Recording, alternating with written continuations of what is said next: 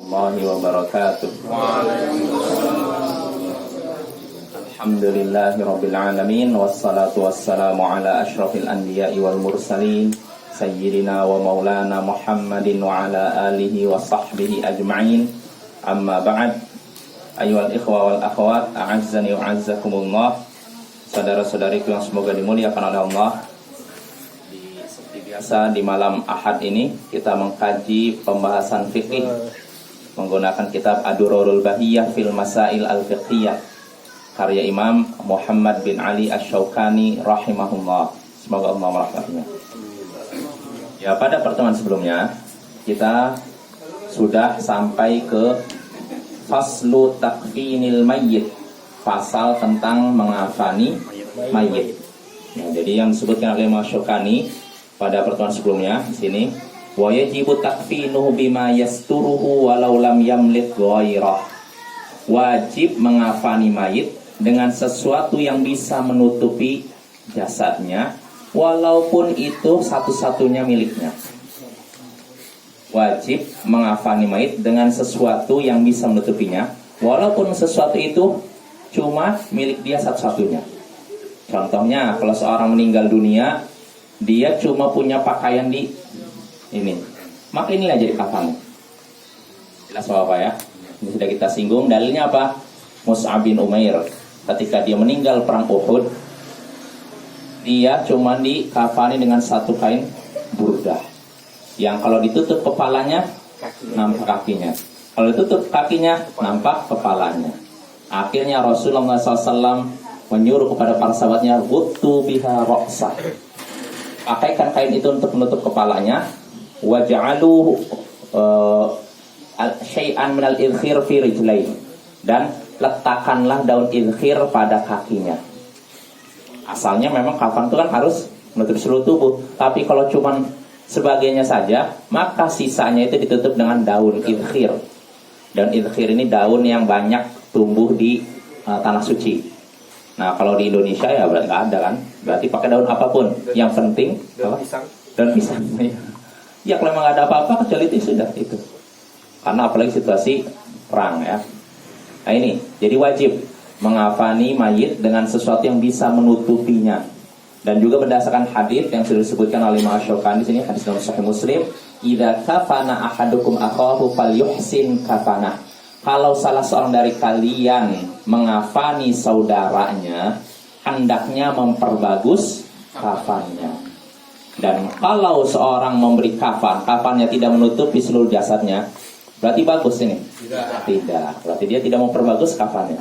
Kalau seorang ingin memperbagus kafannya, artinya kafannya minimal menutupi seluruh tubuhnya. Nah ini yang disebutkan oleh Imam Asy-Syaukani. Lalu kata Imam Asy-Syaukani, wala ba'sa bi ziyadati ma'a tamakkuni min ghairi mughalatin. Tidak mengapa menambah kain kafan selama mampu tanpa berlebihan harganya. Ini pendapat Imam Asy-Syaukani.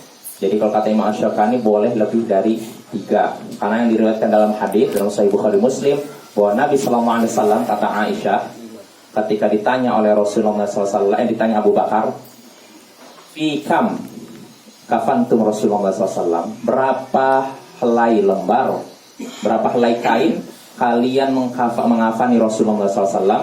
Kata Aisyah, "Kufina Rasulullah sallallahu alaihi wasallam fi bildin sahuliyatin laisa fiha qamisun wala imamah." Rasulullah SAW dikafani dengan thalathati athwabin bildin sahuliyatin laisa fiha qamisun wala imamah. Dalam Sahih Bukhari Muslim, Rasulullah SAW dikafani dengan 3 lembar kain yang terbuat dari Yaman. Dalam riwayat lain min kursuf, dari kain katun yang berasal dari Yaman, tanpa memakai gamis dan tanpa memakai sorban. Bagaimana kalau misalkan seorang dikuburkan dengan memakai gamis begitu? Boleh nggak? Boleh. Walaupun yang lebih bagusnya pakai kain gitu, nggak pakai gamis atau baju seperti itu. Boleh Bapak ya. Dalilnya apa? Kisah Abdullah bin Ubay. Pernah dengar Abdullah bin Ubay? Siapa Abdullah bin Ubay? Gembong munafik. Ini pemimpin munafik di Madinah yang sangat terkenal ya. Jadi ketika dia meninggal, anaknya Abdullah bin Ubay, ini seorang sahabat Nabi. Sahabat Nabi yang dekat dengan Nabi, tapi bapaknya musuh berat Nabi. Jadi antara bapak dengan anak saling. Jadi Abdullah bin Ubay ketika masuk ke Madinah setelah dia melakukan aksi yang berbahaya, yang ingin mencelakakan Nabi, membunuh Nabi, maka yang pertama kali menghadang di gerbang Madinah adalah anaknya sendiri. Anaknya ingin mengikat ayahnya ini, karena ayahnya ini udah luar biasa. Tapi Rasulullah melarang. Nah, akhirnya suatu hari Abdullah bin Ubay ini meninggal dunia. Anaknya datang kepada Rasulullah, minta gamisnya Rasulullah. Gamis jubah maksudnya. Gamis ini maksudnya jubah, keluar dari kepala, dari atas sampai bawah. Jelas bawah. Jadi pakaian yang dari atas sampai bawah namanya komis. Kalau di Indonesia apa namanya? Gamis ya? Atau jubah? Jubah kan ya? Gamis itu yang identiknya gamis Pakistan. Padahal sebenarnya gamis itu ya sampai sini. Jadi anaknya Abdullah bin Ubay minta kepada Rasulullah gamisnya untuk digunakan sebagai kafan ayahnya. Dan dia juga minta Rasulullah menyolatkannya. Nah, akhirnya Rasulullah memberikan gamis beliau kepada anaknya ini untuk digunakan sebagai kafan ayahnya. Ya, ini menunjukkan bolehnya memakai gamis, baju dan semacamnya ketika di kafani. Walaupun kalau tanya yang lebih baiknya, lebih sunahnya tentu saja pakai kain tanpa gamis ya. Nah, terus kalau misalkan mau pakai gamis atau baju lalu pakai kain kafan juga, posisi bajunya di mana? Di luar atau di dalam? Di dalam. Kalau kata Imam Syafi'i di dalam. Jadi ini gamisnya, nanti baru kain kafannya di luar.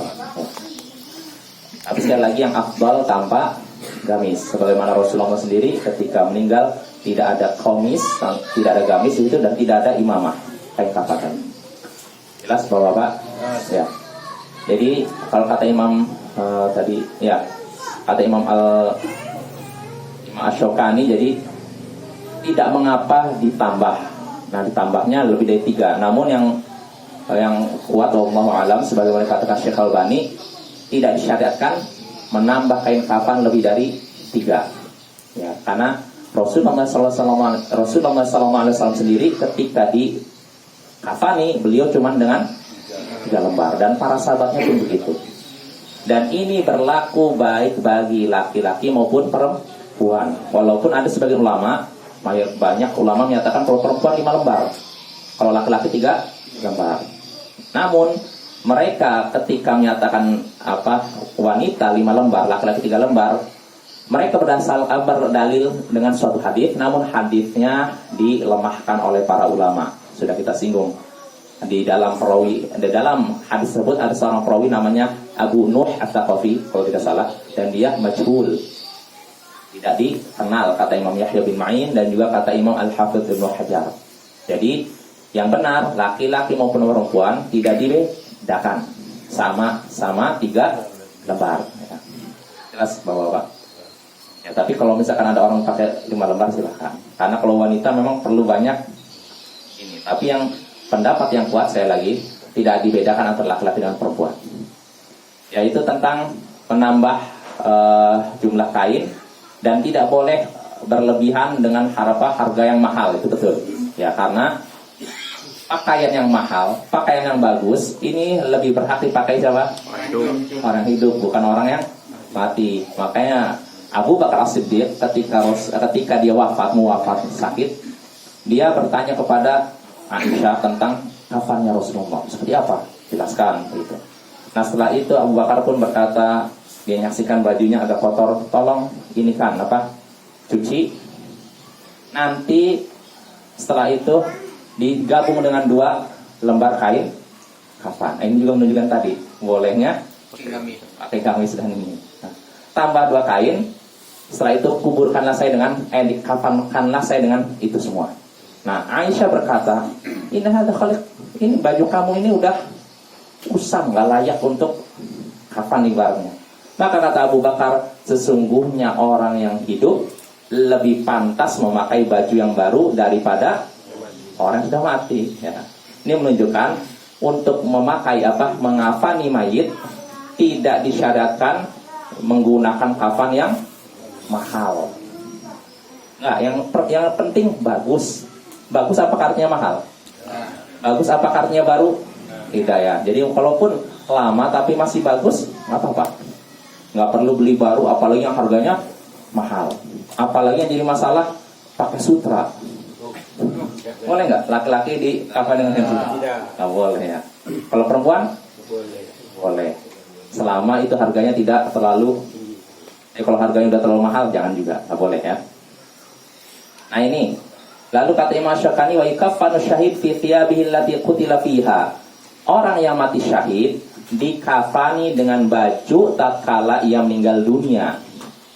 Kalau dia meninggalnya dalam keadaan bajunya robek sana sini bolong, maka dia dikuburkan dengan begitu. Tidak dicopot bajunya.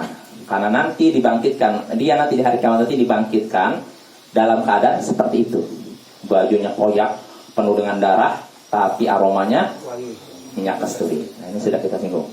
Wanudibat yang terakhir yang disinggung oleh Imam Syukani, wanudibat taqdibu badanil mayyit wa kafani, dan dianjurkan mengasapi atau memberi minyak wangi ke badan mayit dan kafannya. Ya, ini juga termasuk sunnah. Sebagaimana disebutkan dalam Musnad Ahmad, Nabi sallallahu alaihi wasallam sabda, "Idza ajmartumul mayyita fa'ajmiruhu talatan." Kalau kalian hendak mengasapi mayit, maka asapilah sampai sebanyak 3 kali. Mengasapinya maksudnya pakai bukhur, haru. Ya, kalau di Indonesia kemenyan dan semacamnya. Nabi menyuruh mengasapnya sampai 3 kali. Biar apa kira-kira? Biar benar-benar harum. Tapi sekarang kan pakai semprot gitu. Udah, kalau itu juga. Yang penting benar-benar wangi lah. Dia ingin meninggalkan dunia dalam keadaan baik.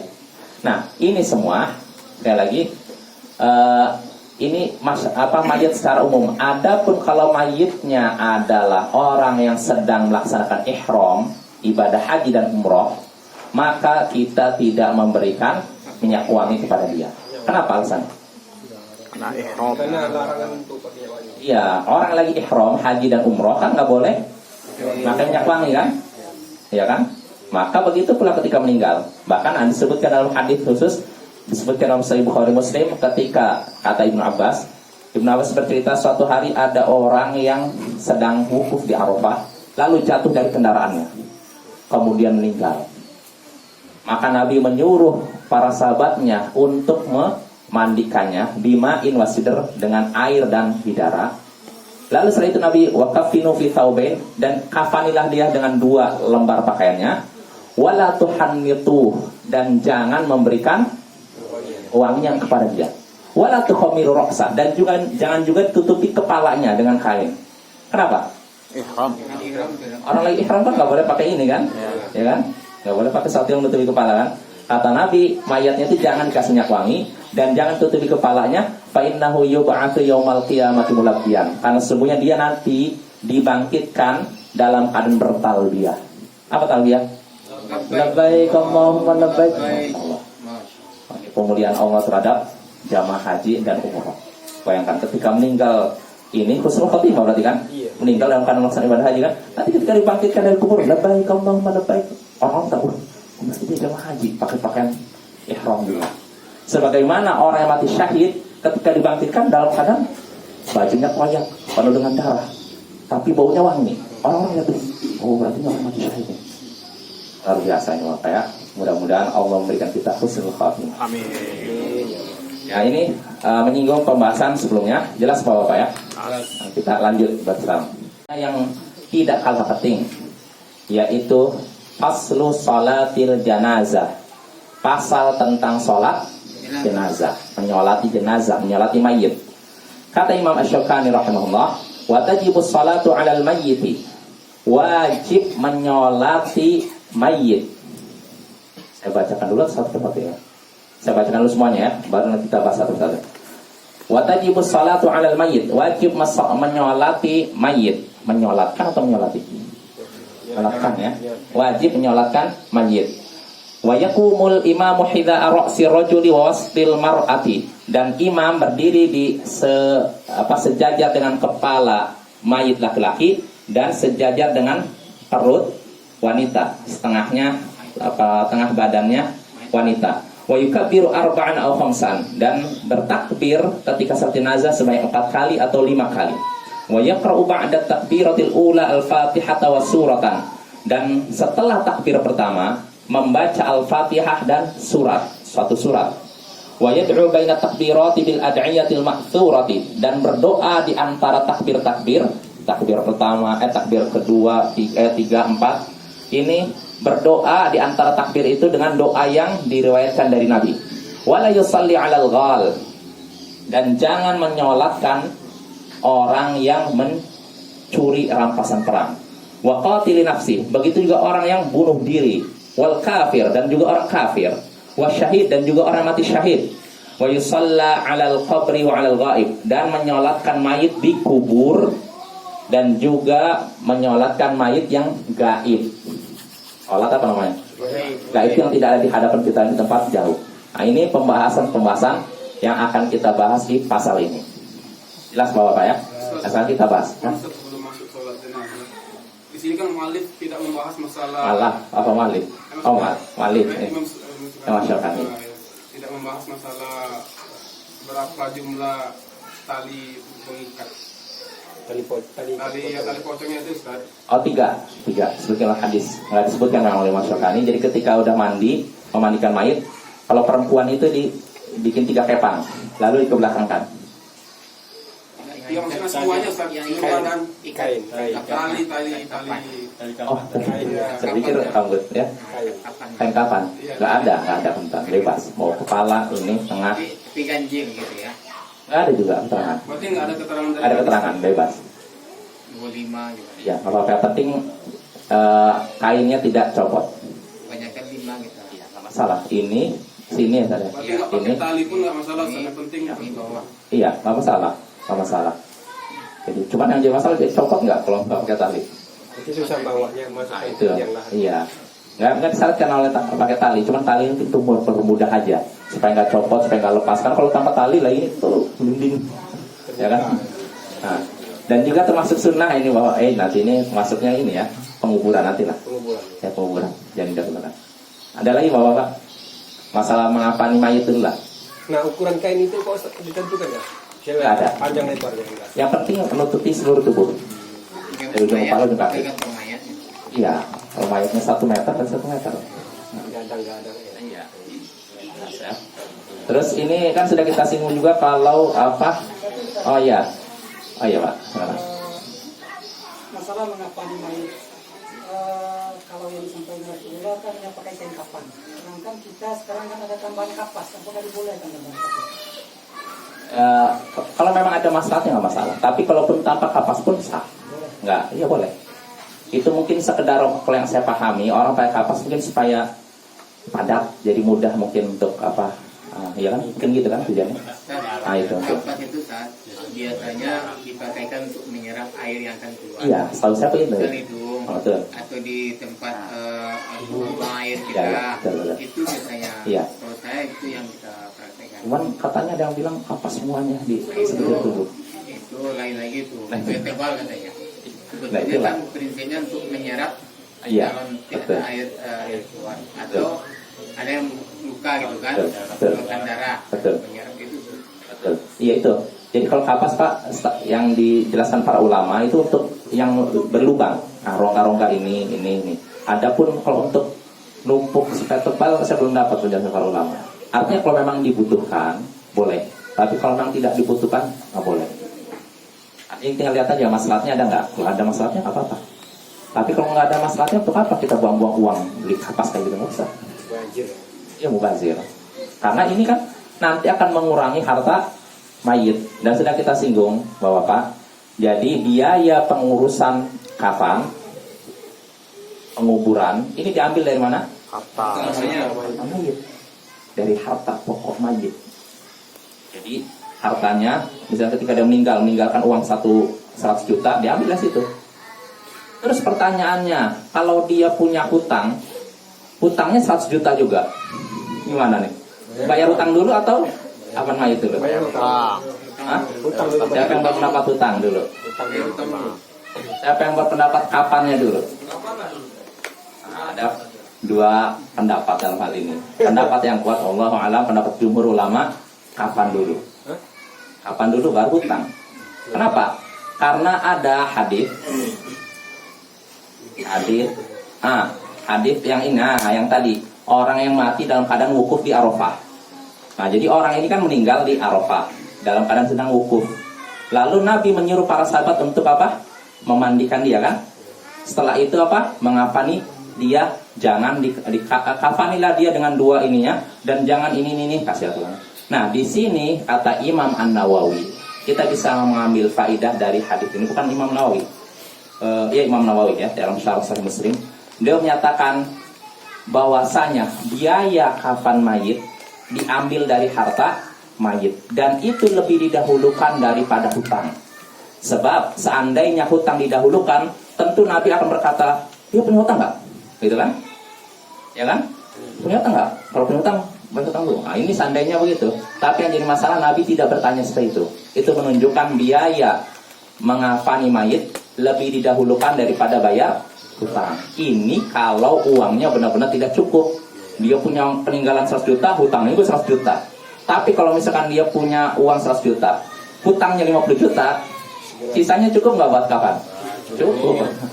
Nah, ini yang jadi masalah kalau misalkan hutangnya benar-benar menutupi ininya, harta peninggalannya.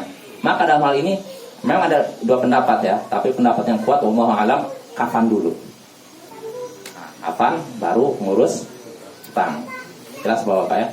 Ada dua pendapat. Sebagian ulama menyatakan harus hutang katanya. Karena dengan alasan di situ disebutkan Al-Qur'an. Tapi ulama yang menyatakan kapan dulu berdasarkan hadis tadi. Karena Nabi tidak menyatakan dia punya hutang enggak. Nanya dulu. Itu menunjukkan kapan lebih didahulukan daripada bayar hutang. Jelas Bapak? Ya hutangnya tetap ditanggung ini. Kalau memang ini ya ahli warisnya hendaknya membayarkan hutangnya. Hendaknya. Ya. Tapi hadis Nabi, orang yang berhutang tidak mau Nabi menyalatkan. Iya, nanti akan disebutkan sini. Mau dibahas sekarang. Sini ada nggak ya? Oh tadi ada ya. Nggak disebutkan sini. Iya, kenapa Pak? Jadi apa? Ada masalah? Ya, di hadis Nabi kan waktu ada yang meninggal sahabat kan dia punya hutang, nggak mau Nabi menyalatkan. Iya. Dibayar meninggal yang punya hutang. Iya. Ya terus? Dan itu dalilnya. Tidak bertentangan. Apakah nggak bertentangan dengan itu? Dalilnya itu. Allahu a'lam. Kayaknya beda masalahnya. Kalau masalah itu Allahu a'lam, bisa jadi Allahu a'lam. Nggak tahu, itulah ada dua pendapat Bapak. Jadi ada yang menyatakan hutang dulu, ada yang menyatakan bisa jadi ulama yang berpendapat harus bayar hutang dulu berdasarkan hadis itu. Sedangkan ulama yang menyatakan kapan berdasarkan hadis yang ini. Wallahu a'lam. Ya. Itu Nabi menanya itu kan mayatnya kan sudah dikafani, mau disolatkan. Kan sudah selesai Sudah lewat dikafani. prosesnya. Ya proses kafannya sudah selesai. Yang mana? Yang Nabi ini punya hutang nggak? Nah, yang ini. Oh iya betul. Jawabannya mudah. Iya. Kenapa nggak terpikir di situ ya? Betul Pak. Ini jawabannya Pak dari Ramli. Artinya kalau yang sahabat Nabi yang ketika itu Nabi yang waktu itu nggak mau menyolatkan jenazah yang punya hutang, orang itu mungkin udah jelas punya kafan. Iya, jadi nggak bertentang. Hah? Kalau sebelumnya, ya itu sudah pernah dibahas juga. Iya, betul. Iya. Jadi Rasul menanya, apakah si mayat ini mempunyai hutang? Iya, dia udah datangkan, iya benar, dia hadapan Rasul. Betul. Iya. Iya, betul. Dan dia ketika itu udah dalam posisi mau disolatkan, berarti udah dikafankan. Iya, dikafani. Iya. Langsung nggak terpikir malah itu. Iya. Ya. yang nggak menyolatkan itu Nabi aja Apa itu? Yang tidak menyolatkan. Oh, ini nanti kita nyinggung masalah ini juga nanti. Di sini tidak menyolatkan orang yang mencuri rampasan perang, orang yang bunuh diri, orang kafir dan gimana nih? Didahulukan atau nanti aja? Nah, masa salat nanti ya. Coba sekarang kita yang ini dulu aja, yang kapan? Gimana? Lanjut dulu. Ya, enggak, yang kapan ada ini enggak? Ada Ustaz, sedikit yang agak mundur lagi, Ustaz. ya. Kan mandi dikafankan itu dalam keadaan basah atau perlu dianduk dulu, Ustaz? Gelap ya. Dulu lah. Hilap dulu lah. Ada syariatnya, Ustaz?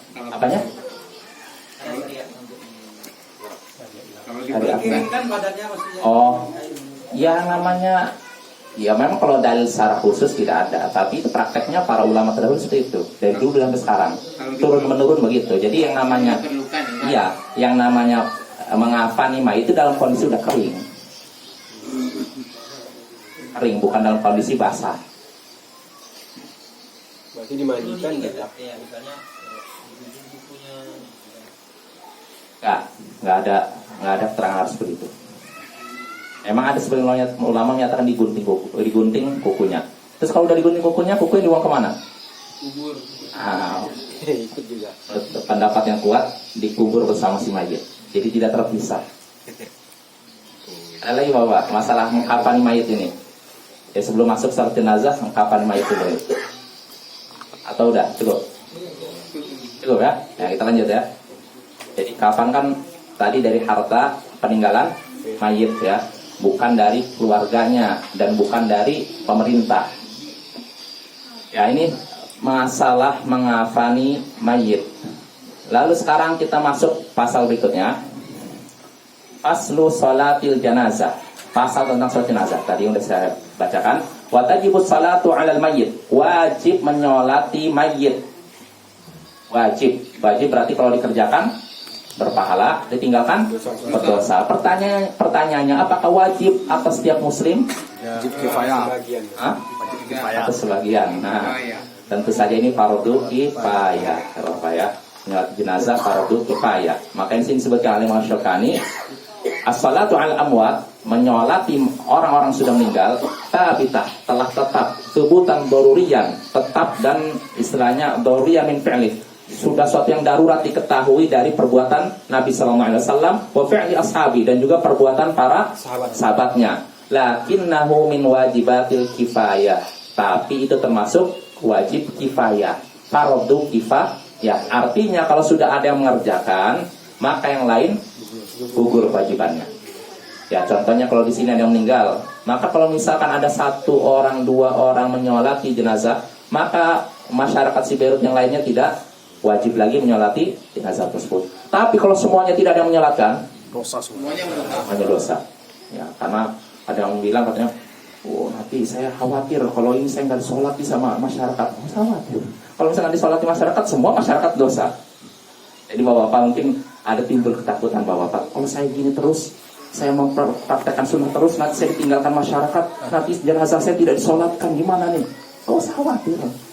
Kalau benar-benar nggak disolatkan jenazah kita, mereka nanggung dosa semua. Bahaya kan? Ya kan? Dan saya yakin nggak mungkin. Bagaimanapun saudaranya seiman, walaupun salah dianggap salah, tetap Nah ini termasuk nanti ketika kita menyinggung orang yang mati dalam keadaan mencuri rampasan perang, bunuh diri. Ini pun melakukan maksiat kan? Dosa kan? Tapi walaupun begitu, nanti ada rinciannya, disyariatkan bagi kaum muslimin untuk menyolatkannya. Ini yang jelas-jelas melakukan kemungkaran. Maka bagaimana pula dengan orang yang mengikuti sunnah Nabi, masa nggak mau disolatkan jenazah? Nggak usah khawatir Bapak ya, nggak usah khawatir itu setan berusaha bikin kita untuk gentar. Ya? Dan dosa gini kok nanggung dosa mayit itu kasus kaum muslimnya tidak mengerti itu nanggung. Enggak maksudnya dosa karena meninggalkan kewajiban. Orang kaum muslimin itu se-Indonesia atau se-Sibuk gitu aja. sekampung. Ya, Atau atau se-muslim seluruh dunia gitu. yang tahu, maksudnya yang tahu kayak misalnya di sini kan, yang tahu kan di Muara Siberut kan. Oh yang dengar aja. Nah, yang dengar aja. Udah nggak tahu, maafkan. Pak Jokowi kena dong berarti. Coba Pak ya. Iya. Ya kita lanjut. Ya itu jadi wajib ya. Dalilnya banyak, diantaranya kisah Nabi SAW yang menunjukkan fardu kifayah, tidak wajib bagi setiap muslim. Diantaranya hadits kisah ketika Rasulullah SAW kehilangan seorang wanita hitam yang biasa menyolati, yang biasa membersihkan masjid. Nah di situ Rasulullah SAW kehilangan, mana orang ini, biasanya dia membersihkan masjid. Terus para sahabatnya tadi menyatakan dia sudah meninggal. Maka Rasulullah pun bersabda, "Afala kuntum adzantumuni?" Kenapa kalian tidak mengabarkanku? Nah, di sini Rasulullah kelewatan kan? Tidak melaksanakan salat jenazah. Nah, tapi dosa? Enggak, karena sudah disalatkan oleh para sahabatnya. Namun yang dilakukan Rasulullah setelah itu, beliau pun mendatangi kuburannya, lalu sholat, menyolat jenazahnya di kuburannya. Nah, ini termasuk yang diperbolehkan. Jadi kalau memang seorang tidak sempat sholat jenazah sebelum dikuburkan, maka boleh menyolatkannya di kuburannya. Berdasarkan hadis ini. Itu Ustaz, berlaku pada imam tetap atau pemimpin yang tetap tuh Ustaz, yang sholat seperti itu, atau setiap orang kena boleh melakukan itu? Bolehnya. Ya, Boleh, enggak mesti imam tetap, siapapun boleh. boleh. Boleh. Kalau memang nggak sempat salat ini, Neneknya keluarga saya meninggal kan, saya belum sempat. iya, boleh. Iya, kuburnya. Jadi boleh dikuburnya, dan tentunya tentu saja sholat di kubur kan nggak ada ruku sujud kan? Sholat jenazah jadi kenapa ruku? Dosanya banyak. Bahaya juga. Apa itu nanti tak jadi celah Ustaz? Apa itu? Sama meninggal saudara saya di tepi jaga kan, lalu pulang 3 hari atau seminggu baru sampai rumah. Saya sholatkan bisa. Bisa. Tapi itu bukan kewajiban, ya. Jadi bukan kewajiban. Walaupun memang ulama beda pendapat bahwa masalah sholat di kuburan, sholat jenazah, bukan sholat biasa ya. Kalau sholat biasa, pendapat yang kuat haram. Sholat misalnya sholat duhur di kuburan, Karena ada sujud. iya, kan ada sujudnya, ruku. Kalau ini kan cuma berdiri saja kan, Allah baru takbir 4 kali atau 5 kali kan. Menurut pendapat yang kuat di antara para ulama, pendapat yang ada di antara para ulama, pendapat yang paling kuat boleh disunahkan salat jenazah di kuburan jika tidak sempat. Nah, gitu. Nggak mesti di masjid. Salat jenazah Di rumah asalnya bahkan yang sunnah itu bukan di masjid sebenarnya. Di masjid boleh, boleh, tapi bukan sunnah katanya. Karena Rasulullah SAW kebiasaan beliau salatnya di luar masjid. Tapi pernah Rasulullah menyolati di masjid. Tapi yang seringnya bukan di masjid. Jelas Bapak. Ya, jadi jangan ada anggapan bahwa sholat jenazah hanya sah di masjid. Enggak, mau di rumah pun silahkan. Misalnya kayak gini Ustaz, kan masjidnya jauh dari tempat perkuburan kan. Rumahnya dekat dari tempat kuburan. Itu langsung sholat di sana kan boleh. Di rumahnya. Ya. Ya, nggak masalah juga. Nggak masalah. Jadi nggak ada syarat harus di masjid Bapak ya. Sholat jenazah mau di rumah silahkan, mau di tanah lapangan. Kalau Rasulullah itu di Madinah ada tempat khusus. Memang tempatnya dekat Masjid Nabawi juga, tapi bukan masjid. Jadi seringnya beliau di situ. Adapun Rasulullah sholat di masjid pernah. Jadi suatu hari ketika Sa'ad bin Abi Waqqas meninggal dunia, jenazahnya didatangkan ke Masjid Nabawi. Lalu setelah itu tujuannya apa? Supaya istri-istri Rasulullah bisa menyolatkan jenazah Sa'ad bin Abi Waqqas. Tiba-tiba orang-orang berkata, "Hadhi bid'ah, ini bid'ah. Gak pernah jenazah dimasukkan ke masjid." Artinya kenapa kok jenazah disolatkan di masjid? Ini menunjukkan kebiasaan masyarakat dulu, sholat jenazah itu bukan di masjid. Makanya ketika jenazah Sa'ad bin Abi Waqqas di masjid, mereka mengingkari ini bid'ah. Namun Aisyah membantah mereka. Alangkah cepatnya orang berkata tentang sesuatu yang tidak mereka ketahui. Padahal Rasulullah SAW pernah menyolati jenazah 2 sahabatnya di masjid. Ini menunjukkan di zaman Rasulullah seringnya salat jenazah itu di luar masjid, tapi pernah juga di masjid. Dan dari kisah ini juga kita bisa mengambil faedah. Penggunaan kata bid'ah itu identiknya negatif atau positif? Negatif kan? Makanya ketika Aisyah mendengar masyarakat menganggap menyolatkan jenazah saat di masjid dianggap bid'ah, maka Aisyah pun marah. Seandainya bid'ah identiknya positif, tentu Aisyah berkata, "Oh ya apa-apa, bid'ah sana." Tapi Aisyah kan marah. "Oh, ini bukan bid'ah. Rasulullah pernah begini." Gitu. Jelas bahwa Saya katakan bid'ah. ya, artinya masyarakat iya. Ya nggak masalah. Artinya mungkin kalau di masjid lebih luas nggak masalah. Ya. Tapi bukan suatu yang ditekankan, apalagi kewajiban. Bukan kewajiban. Ya. Jelas Bapak ya. Itu tentang menyolatkan jenazah. Waktunya udah habis.